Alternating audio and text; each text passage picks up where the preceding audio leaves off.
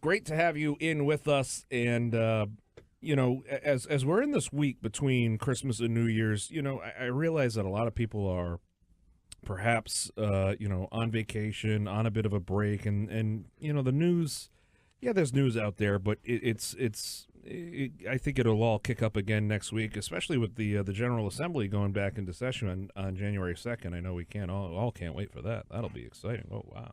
Whoop-de-doo. But they got to make the laws. By the way, this is day number 6 that the standoff continues. Day number 6 being blocked from Senator Elaine Morgan on Twitter. We have a lot of things in Rhode Island to be proud for, and a good buddy of mine was in town for the past 2 days. He was a trumpet player for Ringling Brothers Circus, and he's now a trumpet player for Cabaret, the musical. They are opening up, believe it or not, next week. They're opening up, tonight rather, in Worcester, Massachusetts, of all places. Worcester, Massachusetts, the launch of the 2018 tour for Cabaret, the musical, up at I think it's the Hanover Theater or whatever. But he came into town a day early, spent some time with my wife and I, and of course took him right up to Federal Hill, got him some good food, and then as we were driving around yesterday, and as I was bringing him up to Worcester, we were talking about all the amazing things we have here in Rhode Island, and things that you a lot of people, to the casual common person, they don't realize we have the world headquarters for CVS, we have the world headquarters for Hasbro, we have so many amazing little facts, these jewels, these things that just make Rhode Island great. And when we have actors and we have artists that come from the Rhode Island area, we get especially proud because we have so much talent in the state, musically and in the theater, that when we have somebody who is not only taken a passion of theirs and turned it into a performance. And okay, that's great. You do it here in Rhode Island. But let's face it, the Big Apple's only 3 hours down the road. And that's where a lot of people always try to get to. Well, my guest this hour is now living that dream. He is Nick Albanese, the author, the originator, the playwright, and the actor in The Last Sicilian. Hello. Hello. How you doing? Well, it's great to have you in here. The only actor. The only actor in that one-man play. Yes. And nobody does it better than you. It's a hilarious play. Thank you. Thank you so much. Tell us a little bit about it. Well, it's The Last Sicilian. Yeah. And to understand the title, you have to see the show. Okay.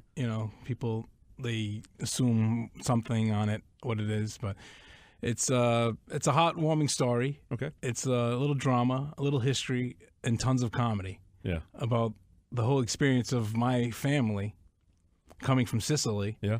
And going to the north end of Providence, Charles Street. Yeah. Where my father owned a bakery for 25 years, and we lived above it. And there's so many stories, a lot of funny stories. And I do share a little bit of the history of how Italy formed and why Sicilians, so many of them left. And it's a slideshow during the performance, so it's a cool experience. So everybody tells me it's a roller coaster ride. That's excellent. You launched the play a couple of years ago. Yeah, I first started it in November of 2015. Okay. At Theater 82 in Cranston. Okay. And I did 2 weekends, and it just packed in, like sold out. Wow. 2 shows each week, and it was like crazy. I was like, I got to keep doing this. So 2016 came along, and I just started doing it like once a month. Yeah. And people just kept coming, and I wasn't even advertising, really. Right. And so here we are 2 years later.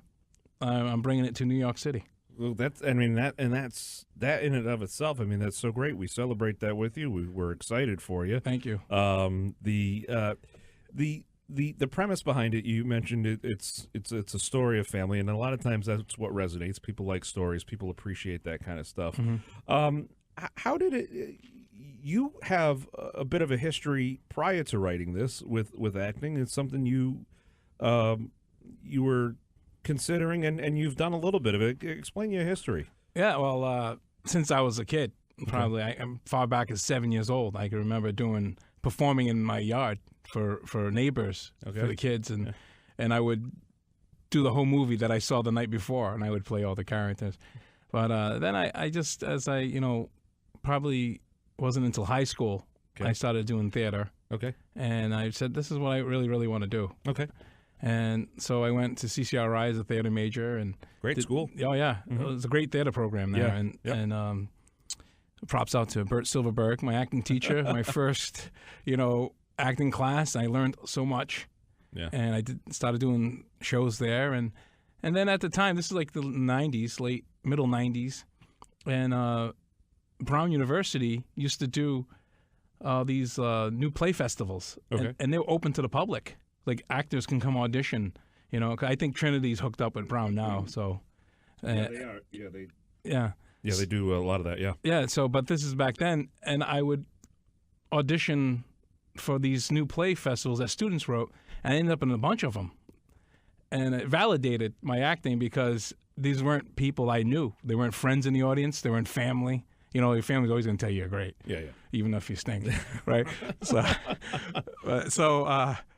And I was getting all this feedback, and I kept getting these gigs, I guess you could say, in these little plays that they were writing all the time. It's excellent. You have appeared in a few national films. Tell me about it. Well, I went from transition from theater. Started going to auditions for RISD. Okay. And I started getting experience working on film with RISD students. And then all the movies started coming into Providence, and a lot of productions. Office, yeah. And so, I did a lot of extra work, tons of extra work. Yeah. And then finally one time, in 2007, I got a call to come in for an audition for Brotherhood. Okay, yeah. And I actually talk about that in my show a little bit, of the experience of auditioning, and I thought they wanted me to come in and play a gangster. I was like, I'm going to play this gangster in Brotherhood. Yeah. No, you're going to play councilman. I said, politician, gangster, same thing in Rhode Island. Absolutely. Same thing in Rhode Island. Just a different suit.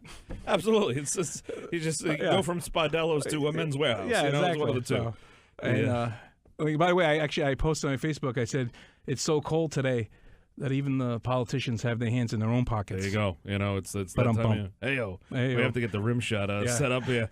My guest in studio is local actor and playwriter Nick Albanese. If there's any reason for people to go to the website 630wpro.com right now, if you're watching on the webcams, you'll notice in front of me there is a small package here wrapped up with penguin wrapping paper, very festive. I'm going to be opening that up after the break on the air here. Okay, I think that's what you're looking for. Well, it's an Italian. I had to bring a gift. Right, absolutely. You go visit somebody, you got to bring a gift. If not, cash. Yeah. Or sure, something like that. Well, you had the Cardi brothers in here yesterday. They brought a ton of food. Italian cookie tray. Absolutely. I should have brought you one of those. Oh, I don't. More stuff I don't need. You have a really interesting. You had an interesting run-in with really a world famous comedian. Tell me about your dinner with George Carlin. Yeah, that guy. Yes. Well, as that time I was started to do a lot of acting, and I had my dream also of like stand-up comedy, and I always wanted to do it.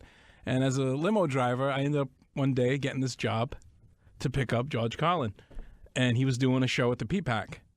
So I pick him up, his opening act, his manager at the private airport at Green. Yeah. They jump in a limo, and we go to P-PAC. The manager gets out, the opening act gets out, and then it's just me and George. In the car, I bring him to the West End. He has a room just to freshen up. Yeah. And he goes in, and I'm waiting outside. He comes back in, and that weekend before that movie Jersey Girl came out, he played Ben Affleck's father in that movie. I don't know if you ever saw the film. Yeah. And I saw it, and I thought he did a really good job. It was a dramatic role. And I just said to him, hey, I just saw your movie last week, and you know what? You really did a great job. And he's like, oh, thanks a lot, Yeah. And we just started talking. I just gave him a compliment, and he just opened up, and he started talking to me. And then we pulled back to the P-PAC, and and I'm just sitting there. He's like, what are you doing? I'm sitting in the car. He's like, no, come on in.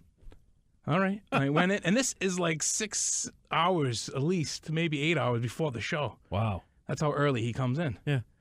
And so I'm backstage in PPAC hanging out with George Carlin and just talking and telling stories about movies and music and his experience growing up in New York. And then I said to him, I always wanted to do stand-up. How do I start? And he's like, just write 5 minutes of material and go to every open mic night you can. Even if it's a music one, they'll let you do comedy. Yeah. And you'll know right away if you're good or if you stink. Yeah. You should know. Yeah. Some comics don't know. Yeah. And so I took that advice and I ran with it. And that's 04, I believe it was. Yeah, 2004. You were saying. Yeah, 2004, and I ran with it, and I probably did like a 10-year stretch of comedy. Well, you actually got to watch, and that was the cool thing. You got to watch the majority of that show from the sides. He sent me to Hemingway's, and bought dinner, and he bought my dinner, and we all sat down, me, him, and his manager, and we all ate dinner. Wow. And then the show started. His opening act was great. Dennis something, I can't remember his last name. He was hilarious. He actually co-wrote Easy Money. Oh, okay. I think with Rodney Dangerfield, that guy. Wow. So, and there it is. I'm watching right from the wing of the stage, watching George Carlin do his whole act. I'm like, wow, this is what I want to do. You watched almost all of it. At some point, the manager said, "Go." Oh yeah, like 2 minutes before he was done. He just knew. Oh yeah. And he's like, "Go start the car. Let's go." He's gonna be done in 2 minutes. I went out. I saw the car. I look. They're all like the Beatles. They're all running into the car. Oh yeah.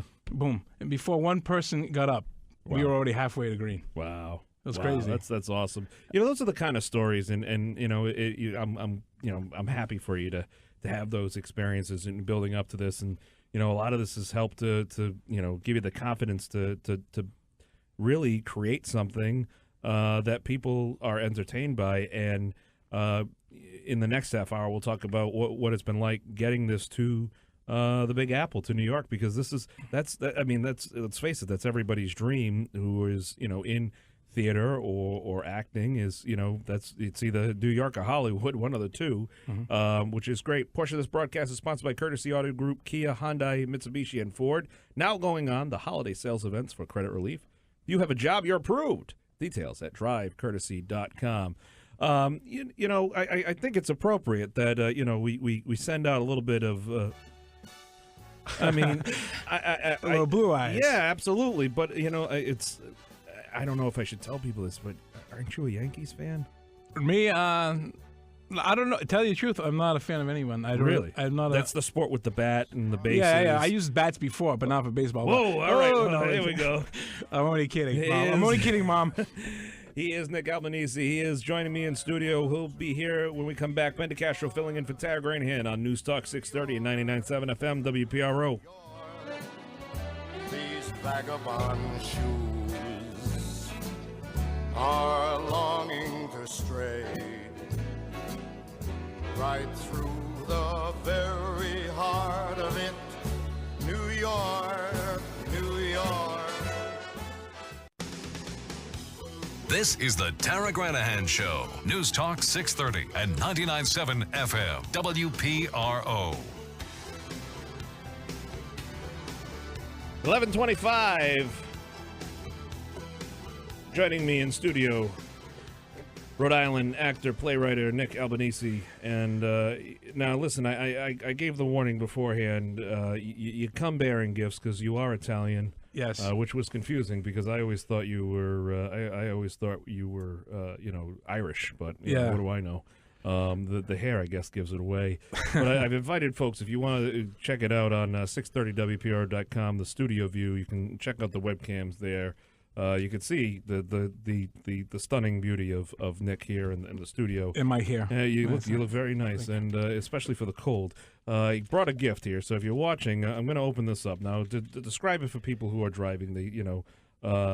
On the roads, they can't see. They don't have the ability to. Two hands on the wheel. It's like what's the size of the G.I. Joe figure? It's about 12 inches long. It's thin. Yeah, absolutely. Okay, yeah. So it's in the penguin wrapping paper. Lovely wrapping paper. Which I found last minute. Yeah, you did. It looks very nice. It's not left over from Christmas. That's good.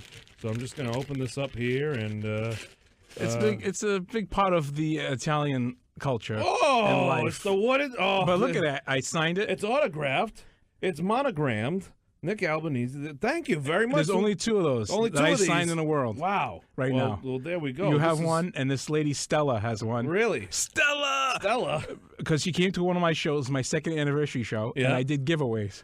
Well, that's and I gave away I signed a spoon and I gave it away and she won it. Oh, and now it's Stella and Ben. Thank you very much. This is going to look great right in the curio, next to. It makes an appearance in my show, the wooden spoon. It has to. It's a beautiful thing. It's part of the history. This is going to go right next to my picture of me and my cousin Steve, who you know, yes. a good friend. Yep. Your good friend, my cousin, who actually is in the city. Yep. New York police officer. He's down there where you're going to be going. Yep. We're going to talk about that next because there's a lot of. There's a lot of working components into making something like this happen. Oh, it's an undertaking, man. It's a big project. I mean, like you said, is your dream to go to New York as an artist, whatever you're doing, and if you're doing your own project, it's a lot of work. Oh yeah, it's absolutely. a lot of work. So we'll be talking about that, and you got to. I mean, we're not going to give away the entire playbook, but it's encouraging for people to hear this because it's like anything else. I had an idea for a book last year. Went to it, had a friend of mine join in, and boom, here we go. Right, congratulations. We're having I fun. follow you. And you can follow him too, ladies and gentlemen. Find him on Facebook. Go to his page. Like him, all right? You follow all the great stuff that he's doing there. So, was it time to go across the hall? Not yet? No? Okay. Well, maybe we'll make sure it's the Mr. Haberman's all warm and snug in his chair there. But, the Facebook following has just been growing for you, which is great. Yeah, and it's a wonderful amazing way to grow and get people following you and to spread the word about what you're doing. Yeah, I mean, there's good and bad, I believe, in the technology and the social media But the good part is that promotion because everyone's on there now. You can't hang a flyer on the pole anymore. No one's going to see it. No, absolutely. No. They're not looking up. They're walking down. They get their head buried in their phone. They're not exactly. looking up to take in the but sights. I'm proud of you. Look, I see when you started that little show. You did that little video. You didn't even speak. You just showed some words. And I look at you all grown up. I know. And you're making big bucks on the radio. No, that's right. No, I get paid. Wait a second. All right.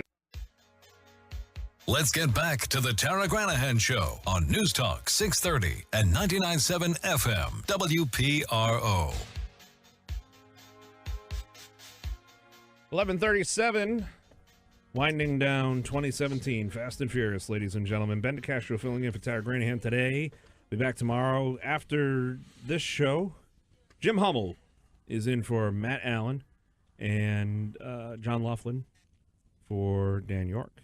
Nick Fryer for Gresh, and then we're back at it tomorrow for the final show for us for the year, and so it's been fun. So tomorrow we will recap the landscape and the year in media with Mr. Dante Bellini from RDW Group.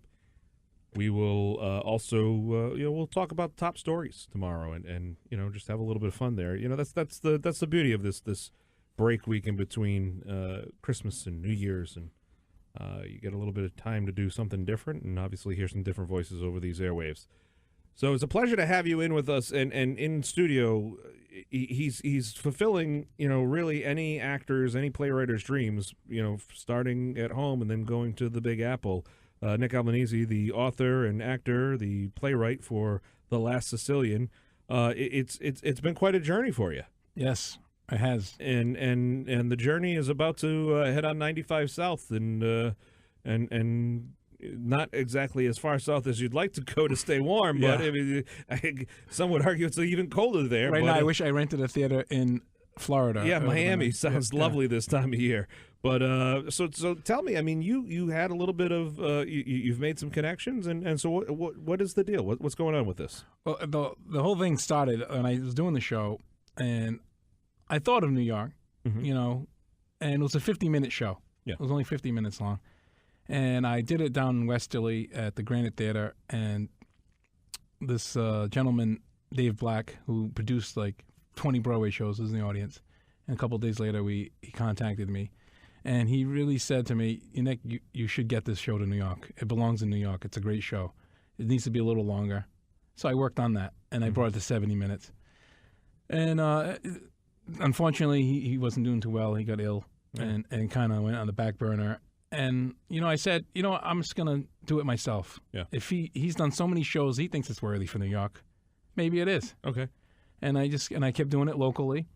And then steps in a friend of ours, Armin Garrow. Great guy. And a lot of people know him, From The Departed. Departed, I mean, Sopranos.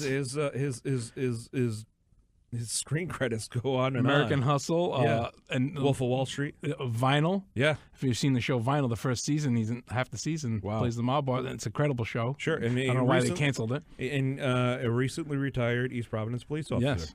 Yes.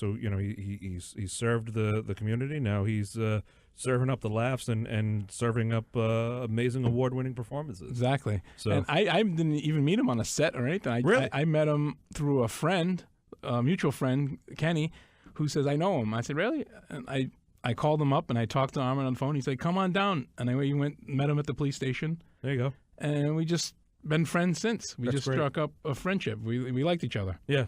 And so I've been doing this show, and he's come maybe 2 or 3 times to see it in Cranston. Okay. And while he's in New York, and he knows I want to get there, and I'm looking for a theater. Yeah. He's at the 13th Street Repertory Company watching a friend of his in a play. And he says, this theater actually would make a good fit for Nick's show. And he went and talked to the artistic director there, Joe Battista. And he says, this guy Nick has this great show in Rhode Island, and maybe you can talk to him. So I called Joe, and we were on the phone for like 2 hours. Wow. First, we just hit it right off. And I explained my whole show to him. I sent him clips, and he's like, I'm on board. And he said, I want to direct it here. So I've been going back and forth and meeting him and working on the show. That's excellent. So, and then Armin jumped on as producer, naturally. I mean, he found the place. He's been giving me great advice and guidance. And Sure. And so there it is. But it's been a lot of work. I've been doing a lot of promoting. Wait a second. So it's not just like click one button and it all magically No, happens? no. Oh, you're breaking you're shattering so many dreams of a lot of these kids out there that think it just. Well, that's the thing. I tell them you can be a great writer. You can be the greatest actor, but you might just stick. You might not, stick around here and not go anywhere, because if you don't know how to promote yourself or network, you have to think of yourself as a business. That's how I think of myself. I'm a business. Yeah. This person right here is a product. Yeah. That I have to sell. Yeah. And so that's what I do. I know, like we was talking about social media. You were talking about that the other day. Yesterday, was it yesterday? Sure, I was listening to you. Yeah. And I talk about social media every day. It's kind of my job. yeah. And how like my number one thing is the Facebook ads. Yeah. And so I created some Facebook ads. I'm targeting all that area of New York, and I've been getting good response. Good. That's the beauty of it is, and you have something that's funny. For those of you who may be tuning in, weren't able to catch the first part of the show, just give just a synopsis. What is the show about, and how did you come up with the concept? Well, I always wanted to do a one-man play, like since I was in college, and you're in your 18, early 20s. You don't really have much to talk about. Like, you really haven't lived life long. Mm-hmm. And so I never knew what I was going to do. And then it wasn't until just, a few years back, I started writing again, and then we wrote these one-act plays with some friends. And the bug just bit me. It's like, you know what? I want to do something, and I think I'm going to do something about my life, what I know. And I was watching Billy Crystal, 700 Sundays, which is all about his life growing up and how his father always worked and only hung out with his dad on Sundays. And his dad died when he was young. And so he figured it was only 700 Sundays he spent with his father. Wow. And it was a great story. And so I just started thinking about my family. And I just started writing all these stories of my parents coming from Sicily and growing up above my dad's bakery on Charles Street and all the funny things that happened. And then I say it's not long enough. I watched this documentary about the Italian Americans coming and Sicilians, how they came over. So I started researching that, and I added in a little bit of history. So that's basically the show. It's just it's like you come in, you learn a little history from, like, let's start at the beginning, Yeah. A little history of the Italians coming in and Sicilians coming in and how the Sicilians were treated from northern Italians. And then about how my grandparents met on each side and how they had my parents, and then how my parents met. And then I'm the firstborn in America. And then that's it. It's this whole journey. And so many people come up to me that are not even Italian. Like, they're Portuguese, Jewish, Spanish. They all relate to it, because basically it's a story of people that come from another country, immigrants that come to America and have that American dream. And we all have family. Well, I think that's really the catalyst there is we talked about it yesterday with Nairobi. They were in studio, and everybody, no matter what, where you came from, there were all these, especially back in the early 1900s, all these just little groups, in Cranston or North, wherever, and they all kind of stuck together because that was their. That's who they trusted. That's who they knew. And as time grew on, the relationship formed, but they can all relate to the same kind of story. The struggle may have been slightly different, but there were overall, by and large, it was the same. It was the same thing. They were going through the same situations, whether it be financial or trying to secure property or trying to secure work, or whatever it was. So it's great to see that you've taken something that's true, and people relate to it, and come in and enjoy it, and it's a wonderful play because it's true, and also it's very clean, it's family friendly. It's family friendly. Yep. What has been the greatest compliment you've received following one of your performances? Oh, not from your wife or your mother. Yeah. And she does come to a lot of shows, my wife, and she's my biggest critic. That's good, and she keeps me grounded. Mine does the same for me. That's how you know that's how you know you're lucky. Yeah, she'll say to me like after a performance, "That wasn't your best." I got to work harder now. Yeah. So, but actually, a real compliment was from somebody in the industry who came last August. Not August. It was August of 2016. They were filming that Jack Black movie. Okay. Poker King, which is going to be on Netflix, I think, next month. Yeah. And they filmed it all in Rhode Island. And I think they wrapped on a Friday, and my show was on a Saturday. And they heard about my show. And David Permit, he did Hacksaw Ridge, big movies. Mm-hmm. He comes to see it. And I had no clue he was there. Wow. And then afterwards, the stage manager goes, "This guy wants to talk to you." And I went over to him, and he introduced himself. And I really didn't know who he was yet.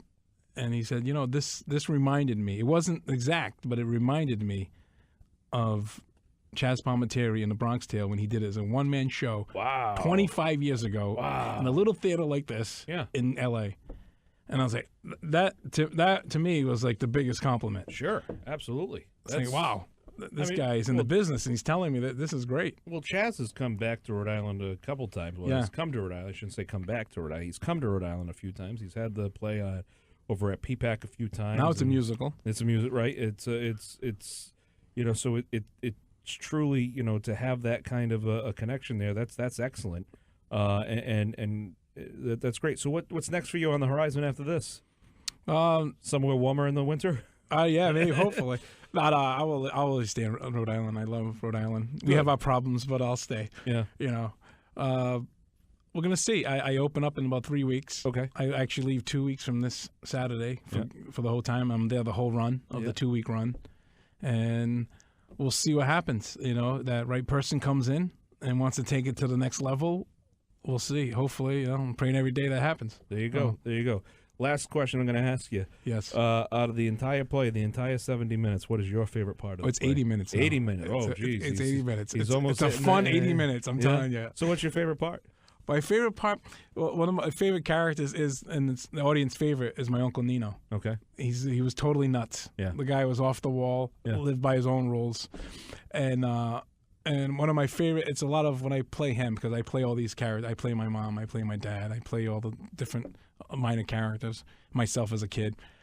But my Uncle Nino, is just playing him is so much fun. And there was one time when this, I don't want to give it away, but somebody came in to my house. I shouldn't have been there, trying to break in, and he wanted to basically kill the guy and throw him into the bakery oven. And people just love the story. That's amazing. And so much fun to play it. Ladies and gentlemen, he is Nick Albanese. You can find him online. Again, find him on Facebook. You can follow him, like his page, and if you're listening online in the New York area, be sure to get out there. It's a 13th Street Theater. Yep, 13th Street Repertory Company. All right, awesome. And then when you come back to Rhode Island, there'll be more plays of this, more performances of this. I'll definitely be doing more in New England. So we'll try to branch out Rhode Island, hit more areas of New England. We'll get updates there, and I have new stuff I'm writing too. So. Well, there you go. And you became you're like a local celebrity now, especially after that Channel 10 piece with Mr. Haim. You know, that's that whole weekend I felt like Travolta, man. People they're coming up to me like I seen you on the news. That's it. I'm like, for a good reason. I'm like, who is this? Stalker. No. That's great. All right, ladies and gentlemen, we'll take a quick break. When we come back, we'll have Mr. Hummel in studio, crossover, figure out what he's going to talk about this afternoon. And, it's all great. Nick, thanks so much for joining me here. Thanks.